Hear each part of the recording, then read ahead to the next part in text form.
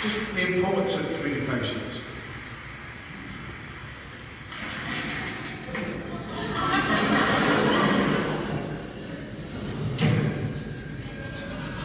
Four candles. Four candles.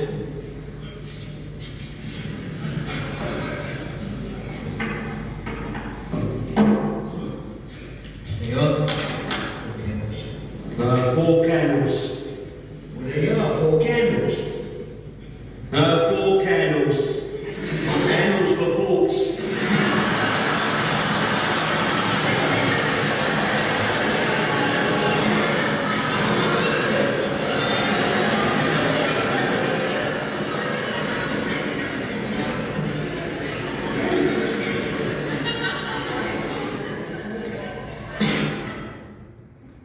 So I hope the message got across there. I don't know whether that translates into American or English, but basically four candles.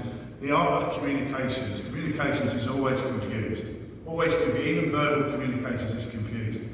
So it has to be quite precise, clear, and also understood. When we first started looking at airside safety threats, we found out that you were using fairly antiquated technology. Most of you, if not all of you, when I first started looking, were using corded headsets.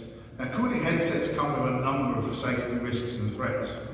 First thing is, if that aircraft's hit by lightning, it's discharged through the ground handler's head. So I don't know if you knew that already. I'm sure you did, and I'm sure you are being told on many occasions that you stop pushing back when there's a lightning storm. But I'm also told by a number of ground handlers that sometimes you started to push, 20 minutes later the weather's changed and you could be in that situation, in which case the most safest thing to do is take the headset off and then do hand signals.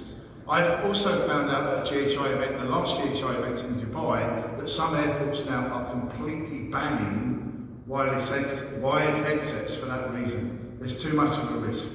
There's too much of a risk to have that danger of life if that aircraft struck.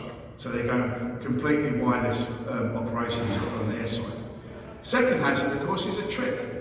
You're carrying 10, 15 metres worth of copper cable around with you, which can be used as a skipping rope, a lasso, and anything else you want to play with. But that's a trip hazard. That's quite dangerous. That's a trip hazard to both the operator and also the snagging of potential machinery could cause damage and damage to machinery and person.